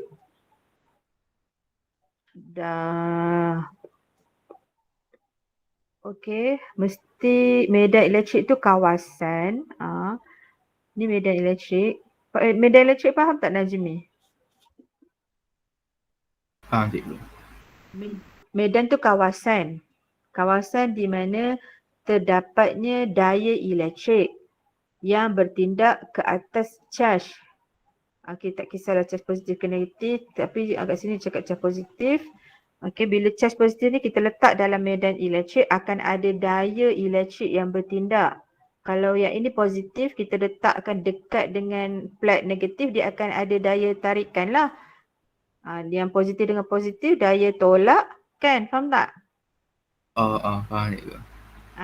Kalau medan elektrik tu kuat, maksudnya garisan medan elektrik ni banyak. Okey, disebabkan oleh charge negatif dekat plat tu banyak, maka garisan medan elektrik ni pun banyaklah. So lagi banyak garisan medan elektrik ni, lagi kuatlah kekuatan medan elektrik ni lagi tinggilah. Maka daya tarikan tu pun lagi kuatlah. Faham? Okey. Dia tarik charge ni lagi kuat. Faham? Faham cikgu. Okey. Itu medan elektrik. Sama juga dengan medan magnet. Konsep dia sama je. Tapi medan magnet kita buat, medan magnet mestilah duduk di antara magnet lah. Medan magnet utara ke selatan. Contoh ni medan magnet. Okey.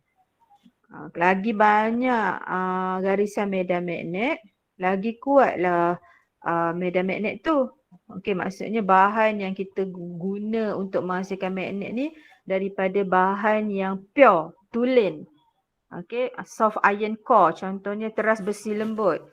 Contoh macam itulah, dia menggunakan bahan yang tulen, jadi dia akan menghasilkan garisan medan magnet yang lebih rapat-rapat, lebih padat. Bila garisan medan magnet ni banyak, maka medan magnet tu lebih kuat.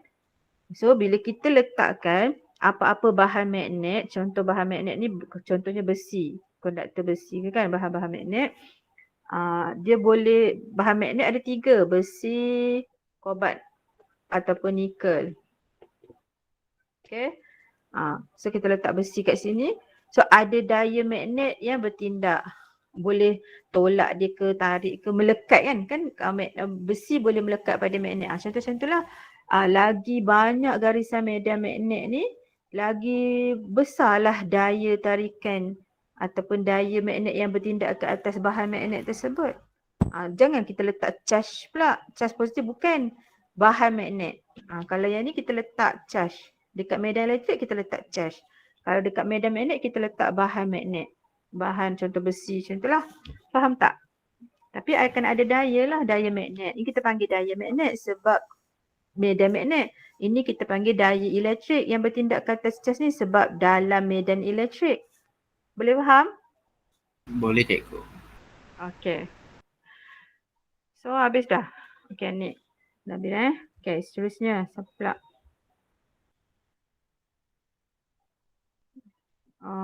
Banyak. Sempat tak lagi. Okey, siapa lagi ni? Ni. Siapa tu? Ni, siapa ni? Siapakah anda yang menghantar ini? Akil cikgu. Akil, boleh diam pula Akil. Cepat Akil. Tulis Akil. Tapi sedikit lah boleh faham. Okey, cepat Akil.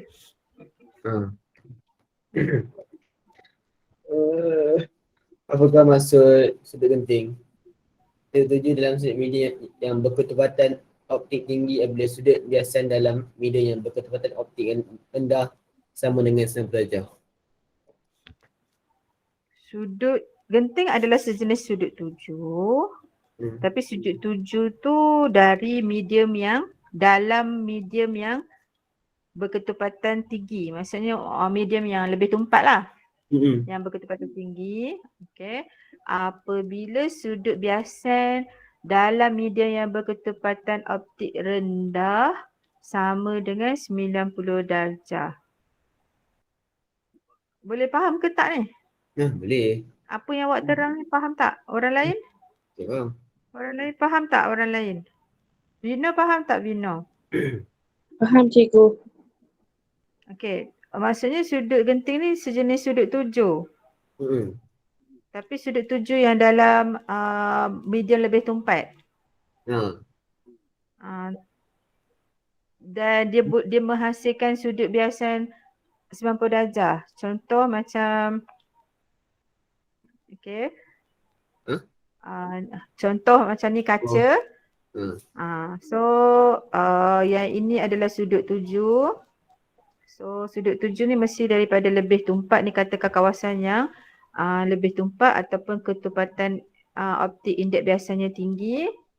Okay, dan bila sudut 7I ni menghasilkan R sama dengan 90 darjah, R dekat mana? R kat kawasan yang ketepatan indeks ketepatan rendah, betul? Ni. Betul. Ni indeks ketepatan rendah kan? Yang bawah ni indeks ketepatan tinggi. Okey, sudut 7I yang menghasilkan R sudut biasa 90 darjah dalam medium yang indeks ketepatan rendah, maka sudut 7 tu kita namakan sudut genting. Sudut 7 dalam medium yang indeks ketepatan indeks tinggi yang menghasilkan R sudut biasa 90 darjah dalam medium yang indeks ketepatan dia rendah. Daripada lukisan ni awak boleh faham dan daripada situ awak boleh terangkan. Okey, apakah yang masukkan kekuatan medan elektrik? Tadi dah untuk. Okey, hukum Hooke. Okey, cepat. Hukum Hooke. Okey. Katakan hukum Hooke. Pemandangan satu spring adalah berkadar terus dengan daya yang bertindak ke atas jika tiada melebihi had kenyal spring itu. So, daripada graf F melawan X, maksudnya dia berkadar terus. Berkadar terus maksudnya graf garis lurus melalui kosong-kosong. Betul? Okey, hukum Hooke ialah pemanjangan berkadar terus dengan daya selagi tidak melebihi had kekenyalan. Kalau melebihi had kekenyalan, dia akan mula tidak mematuhi hukum Hooke. Maksudnya dia tidak linear lah. Dia tak garis lurus. Betul? Betul. So sini had kenyal lah dia. Ni had kenyal. Lebih pada had kenyal, dia dah tak straight dah. Maksudnya tak mematuhi hukum Hooke. Yang ni tak mematuhi hukum Hooke. Yang ni mematuhi hukum Hooke. Maksudnya dia tak boleh kembali ke kedudukan asal dia lah kan? Betul tak? Kalau melebihi had kenyal. Tak salah. So jika tidak melebihi had kenyal. So kena nyatakan. Keyword-keyword tu yang penting. Kalau tak, habislah satu markah. Okey, medan lastik tadi dah. Okey, dah habis dah? Teacher. Okey. Seterusnya siapa lagi? Wani. Okay. Wani ada? Ada. Okey, Wani. Terus? Apakah yang dimaksudkan dengan daya gerak elektrik setenaga yang dibekukan atau kerja yang dilakukan oleh satu sumber elektrik untuk menggerakkan satu kolom dalam satu litar lengkap? Okey, daya gerak elektrik ni yang simbol dia macam epsilon tu kan? Lepas tu ni formula ni awak jumpa dalam buku teks Okey, maksudnya daya gerak elektrik ni tenaga. Tenaga sebab daya gerak elektrik ni voltan masa litar terbuka kan, masa yang awak buat eksperimen yang itu kan, betul? Okay, voltan masa litar terbuka. Jadi tenaga untuk membawa satu kolom charge, ni charge, satu kolom. Okay, satu kolom charge ni. Okay, tenaga ataupun kerja oleh satu sumber elektrik, contohnya bateri, untuk nak gerakkan charge je. Charge kat sini charge elektron lah. Okay, elektron. Charge negatif. Dalam satu litar lengkap. Okay. Seterusnya. Ni. Untuk soalan A, dia punya soalan berkait dengan soalan Okay, kalau soalan tanya tindak balas berantai tu apa? Tindak balas berantai tu pembelahan, pembebasan neutron-neutron yang membedil uranium 235 secara berterusan. Secara berterusan melalui pembelahan nukleus. Okey. Seterusnya, daya impuls. Daya impuls adalah kadar perubahan momentum. kadar bagi masuk. Okey, kalau soalan tanya impulse, Perubahan momentum. bagus. Okey, kalau soalan tanya impulse, FT.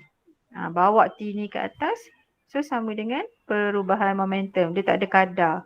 Dia hanya perubahan momentum je. F darab T. Okey. Dah habis dah? Okey, dah habis. Terima kasih. Okey, nanti mentor dengan menti kena agihkan AC seorang satu. Mentor dan menti dapat setiap orang dapat soalan AC dan kena present. Okey, ni siapa? Apa ni? Saya Ego. Oh, Haras. Okey, Haras. Soalan atas sekali tu Haras. Haba yang diperlukan. Bawah. Yang tengah-tengah tu, suatu ukuran bagi keupayaan konduktor. Kerintangan. Okey, kerintangan. Ya, Kerintangan kerintangan. Ya. Betul lah tu, kerintangan. Ya. Okay, what is the symbol of kerintangan? Simbol kerintangan Ohm. Ohm. Tahu tak? Itu unit rintangan. Okay. Oh. Actually this one awak salin Rintangan is equal to rho times length divide A. Maksudnya kita ada 3 factors that influence resistance of resistor. Okay, ada 3 faktor yang mempengaruhi rintangan sesuatu konduktor. Yang pertama kerintangan. Ni kerintangan rho. Sebab dia dipengaruhi oleh bahan. Kerintangan ni bahan. Rintangan disebabkan oleh bahan-bahan berbeza. L, length dan diameter of the wire. Kalau diameter tu besar, tebal, wire tebal, rintangan dia rendah. Sebab elektron tu senang nak lalu. Lepas tu kalau lagi panjang wire tu, rintangan dia tinggi. Okay, sebab berhubungan dia berkadar terus. Kalau kerintangan dengan rintangan pun berkadar terus. Kalau kerintangan tinggi, rintangan pun tinggi. Okey, faham tak? Cuma kita kat sini harus nak terangkan apa itu kerintangan secara spesifik. Okey, harus sambung. Okey. Suatu ukuran bagi keupayaan konduktor untuk menentang pengaliran arus elektrik. Vektor 2 atau lebih. Ya. Maksudnya dia ukuran ni Haras. Dia ukuran bagi keupayaan konduktor untuk nak menentang pengaliran arus elektrik. Itu yang saya dapat lah. Betul lah, betul. Dia suatu ukuran. Dan ukuran ni bergantung nilai dia tetap bagi bahan. Contohnya kerintangan nikrom berapa. Okay, nikrom ada kerintangan dia, tungsten ada kerintangan dia, kuprum ada kerintangan dia dan nilai dia tetap malar. Faham tak? Kerintangan tu contohnya kerintangan kuprum, keupayaan kuprum untuk menentang pengaliran arus elektrik. Kalau kerintangan tinggi, maksudnya keupayaan kuprum untuk menentang pengaliran arus elektrik tinggi. Tapi kuprum kerintangan dia rendah ke tinggi? Awak rasa-rasa? Kuprum kerintangan dia rendah lah. Sebab kuprum memang antara konduktor haba konduktor elektrik yang bagus. Jadi kerintangan rendah, rintangan dia rendah. So keupayaan kuprum untuk menentang pengaliran arus elektrik tu rendah lah. Faham tak? So arus boleh mengalir dengan banyak melalui wire kuprum. Itu maksud dia. Faham tak? Faham ke tak? Faham Ego. Faham kan? Okay. Sebab rintangan dengan arus berkadar songsang. Okay, seterusnya. Bawah ni daya paduan. Daya paduan ada lah. Saya tak ambil daya paduan Ego. Saya tak ambil daya paduan. Ni semua saya dah siapkan dah. Saya ambil lain lah. Bukan yang ni? Yang mana? Bukan. Saya ada lagi satu. Sekejap ada banyak gambar kan. Yang satu. Yang ni. Ni ke? Yang ni kabur tapi saya baca lah. Yang mana? Ni? Yang bawah sekali. Soal-soal ni digaris-gariskan sahaja. Kabur. Tak nampak. Kabur. Tapi saya gariskan. boleh bacakan. Bacalah. Okay. Gariskan jawapan yang betul dalam kurungan untuk melengkapkan ayat di bawah. Muka gelombang adalah satu garisan yang menghubungkan semua titik yang mempunyai sama fasa atau laju. Saya gariskan fasa. Betul, fasa yang sama, muka gelombang. Contohnya puncak dengan puncak. Puncak dengan puncak kita gariskan. Puncak dengan puncak. Puncak dengan puncak. So ni fasa yang sama. Kita gariskan, kita dapat muka gelombang satah. Macam tu. Ni muka gelombang satah lah ni. Faham tak? Okay. Faham tak? Mana awak punya yang tadi tu? Yang ni tak ada? Daya paduan ni? Tak? Daya paduan bukan. Bukan awak? Okey. Dah. Terusnya ni awak punya? Yang ni saya punya juga tapi Yang mana satu? Arus-aruhan. Arus-aruhan. Okey, baca. Apakah yang dimaksudkan sebagai arus aruhan? Arus yang terhasil dalam suatu konduktor apabila terdapat gerakan relatif antara konduktor dengan medan magnet, atau arus yang terhasil dalam suatu konduktor apabila konduktor itu berada dalam medan magnet yang berubah-ubah. Okey, kita tengok yang pertama ni dulu. Kalau kita gerakkan konduktor, konduktor tu kita gerakkan, ada laju tertentu dan dia memotong medan magnet, maka terhasillah arus aruhan tu. Okey. Maksudnya konduktor tu mesti bergerak dan memotong medan magnet. Ada pemotongan flux magnet. Okay. Ataupun macam dalam transformer. Transformer dia tak ada konduktor bergerak tapi medan magnet dia yang berubah-ubah. Transformer kan? Transformer. Ingat tak transformer? Transformer dia ada dua gegelung kan? Gegelung primer dengan gegelung sekunder. Ni output. Ini input. Kita sambung kepada arus ulang alik. Jadi bila kita sambung kepada arus ulang alik, medan magnet dia ni berubah-ubah. Bila medan magnet berubah-ubah, terkena pada konduktor yang pegun ni, konduktor sekunder ni, gegelung sekunder ni tak bergerak. Tapi sebab medan magnet ni yang berubah-ubah, maka terhasillah juga arus aruhan pada gegelung sekunder ni. Boleh faham tak? Tak semestinya kita gerakkan konduktor. Kita boleh mengubah medan magnet. Bila medan magnet berubah-ubah kena pada konduktor, konduktor pun potong medan magnet tu, maka terhasillah arus aruhan. Okey, lagi? Awak punya yang mana lagi? Haras? Habis dah? Cikgu ada.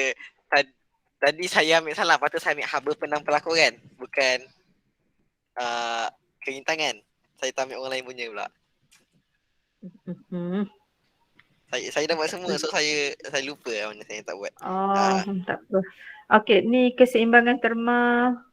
Kita dah terangkan hari tu kadar pemilihan haba besi antara dua jasad dalam mesti ada perkataan sentuh secara terma, sentuh secara haba.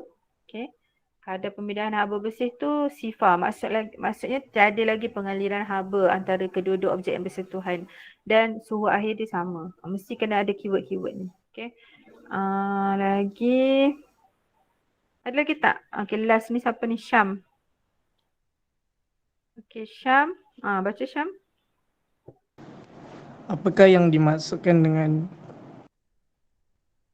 dengan gelombang mekanik? Gelombang yang memerlukan medium untuk memindahkan tenaga dari satu titik ke satu titik yang lain. Memerlukan medium. Okey. Medium apa Kat sini medium apa? Zarah macam pepejal ke, cecair ke, gas ke. Okey. Faham? Okey, untuk pindahkan. Contoh macam gelombang bunyi. Gelombang bunyi dia perlukan medium. Okey. Dia tak boleh merambat dalam vacuum. Okay, seterusnya. Apakah maksud biasa? Fenomena perambatan cahaya daripada dua medium yang berbeza ketepatan optiknya. Kalau pembiasan gelombang cahaya. Tapi kat sini dia cakap biasan. Biasan ni boleh berlaku pada semua jenis gelombang. Gelombang bunyi boleh, gelombang cahaya boleh, gelombang air boleh. Asalkan ada perbezaan ketepatan. So, pembiasan ni awak kena bagi tahu satu dia macam kurang tempat. Awak ambil kat mana definisi ni? Ada dekat Google. Sebab saya nak cari skema dia lupa. Pembiasan mesti kena ada perbezaan ketepatan optik. Okey, betul. Ada perbezaan ketepatan optik. Kemudian dia ada perubahan arah perambatan. Betul? Betul tak Kamun? Cuba cek Kamun. Pembiasan. Dia ada perubahan arah perambatan dia. Tengok dekat senarai. Okey, sini. Ada tak kat sini pembiasan? Ni satelit tu. Satelit geopegun dan satelit bukan geopegun. Okey, cuma awak cari dia punya ni je. Mana? Dalam buku teks macam tak ada definisi untuk pembiasan.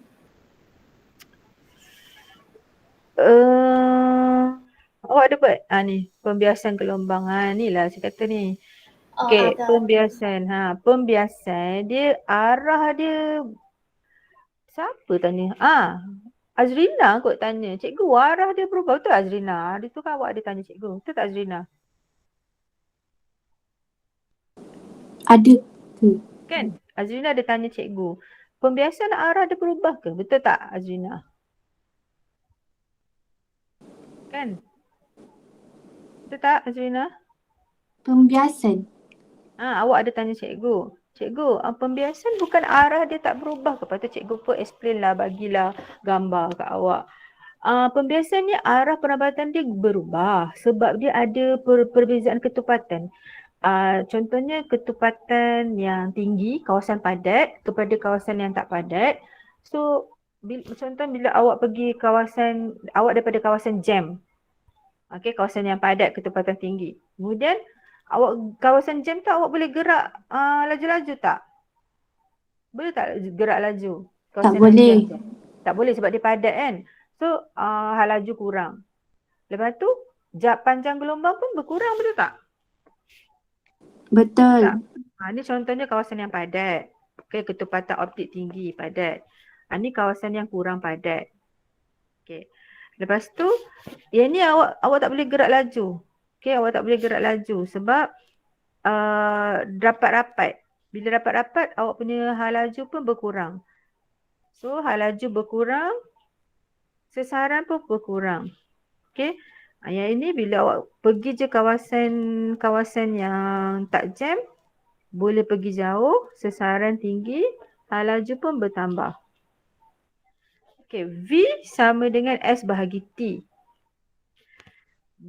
Gelombang, okay, gelombang lambda darab F. Sebab T ni, F sama dengan 1/T. Awak masukkan 1/T dalam ni, 1 bahagi T. Okay, 1 bahagi T. Gantilah kan dengan F. So S ni lambda lah. Panjang gelombang, sesaran gelombang tu pergi. Faham kan? Dan kan kalau pembiasan arah dia menjauhi normal lah, mendekati normal. So arah dia dah berubah dah Azrina. So keyword dia kat sini Syam, dia mesti ada perubahan arah perambatan. Arah perambatan tu berubah. Kalau pembiasan tu mesti arah perambatan tu berubah. Sama ada menjauhi normal ke mendekati normal. So R dia kecil ke R dia besar. Sudut biasan kecil ke sudut biasan besar. Faham tak? Kenapa arah dia boleh berubah? Sebab ada perubahan hal laju. Kenapa ada perubahan hal laju? Sebab dia bergerak dalam medium yang berbeza ketepatan. Dari satu medium ke medium yang berbeza ketepatan. Kena tambah berbeza ketepatan. Faham tak? Berbeza ketepatan. Okey.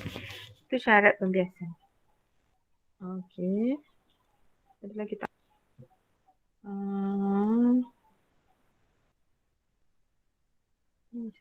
Okey. Habis dah? Dah habis. Okey, yang lain-lain tu buat sendiri. Kalau tak faham nanti kita bincang dekat-dekat nak exam. Saya nak minta timing sekali lagi. Tugasan terakhir awak lah kot. Untuk agihkan soalan nanti saya akan masukkan konstruk esei. Mereka cipta dengan mengubah suai. Awak agihkan kepada semua pelajar untuk buat pembentangan. Sama ada kita face to face atau PDPR, semua orang kena bentang. Esei penting. Saya dah kira-kira dalam 30 markah juga konstruk mereka cipta dengan membuat keputusan tu. Dalam 30 lebih macam tu lah. Okey pelajar, good luck Cikgu. untuk SPM. Ya. Firdaus ada send yang dia punya. Oh, gitu. Sekejap Firdaus. Jangan ikut tadi dia punya kamera half je nampak. Sekejap. Oh, okay. Last Firdaus. Cepat Firdaus. Okay.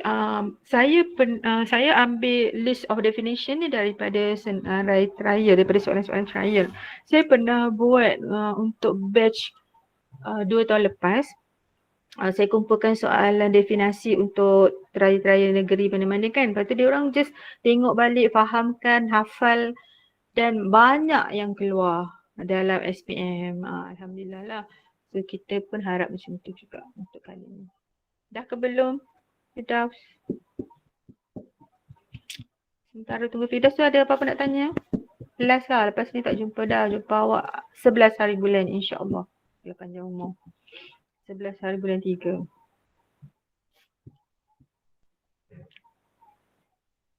Minggu depan hari Selasa tak ada kelas kan cikgu? Sebab hari Rabu awak ada exam, BM. Saya kalau boleh biar minggu depan tu fokus BMBI. Buat yang terbaik untuk BMBI. Habis BMBI fokus pula untuk subjek yang next pula. Tapi kalau awak nak buat, awak buat paper 1. Buat je paper 1 setiap minggu satu set pun tak apa. Untuk mantapkan dan boleh PM saya. Ke awak nak kelas juga? Saya tak nak kacau awak untuk awak nak SPM tu yang saya tak buat tu. Ke ada cikgu yang buat? Saya tak kejam. Bukan kejam maksudnya. Tak nak kacau lah bagi awak fokus subjek awak untuk minggu depan. Subjek apa? BM dengan BI kan? Ya cikgu. So macam mana? Nak kelas ke nak fokus? Saya ikut je. Saya lebih suka awak fokus untuk ni. Tak tahulah macam mana. Macam mana nak pusing ni Firdaus? Pasti lah cikgu macam mana. Tak boleh pusing lah Firdaus. Sekejap. Baca dulu ini. Apa benda ni? Lah tak nampak lah. Taklifan tekanan atmosfera.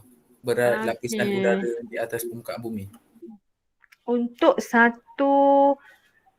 meter square luas permukaan.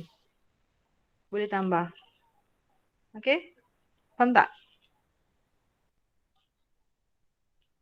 1 meter. Maksudnya berat udara per bahagi dengan luas permukaan. Tapi luas permukaan tu berukuran berat udara M darab G bahagikan dengan 1 meter square luas permukaan. Maksudnya awak duduk untuk satu luas permukaan 1 meter darab 1 meter ni, berapa berat udara yang kena atau bertindak ke atas 1 meter square ni, itulah tekanan atmosfera.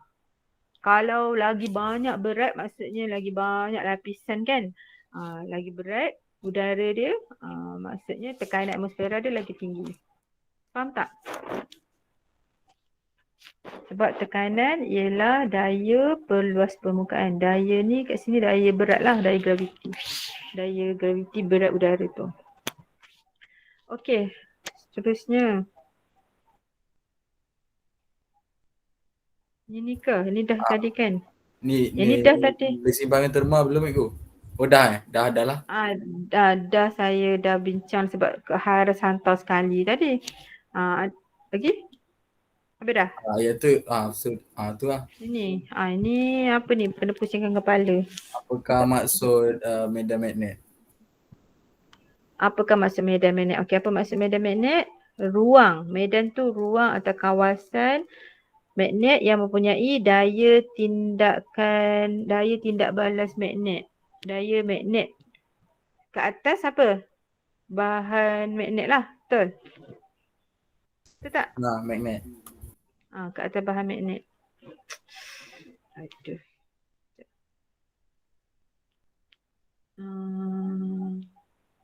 Tengok balik. Awak tengok mana? Firdaus? Awak tengok dalam ni ke? Tak. Magnet kat bawah. Definition tu saya cari aku. Saya tak tahu dah ambil. Cikgu, awak cari awak Google. Kalau boleh rujuk yang ni sebab saya dah share. Maksudnya lepas ni cuba rujuk ni balik, tulis balik ni ada tadi tu. Mana? Magnet. Cikgu, ini ada medan elektrik saja, medan magnet tak ada. Medan listrik semua. Jadi medan. Medan magnet tak ada. Tak ada medan magnet. Kenapa tak ada, Kamun? Sebab buku teks tak ada. Buku teks tak ada medan magnet sebab medan magnet tu sudah diterangkan semasa awak form. Tak salah saja. Form 2 ke form 3? Macam tu lah. Okay, menengah rendah. Okay pelajar. Macam mana? So tak ada kelas dah ke nak ada? Macam mana?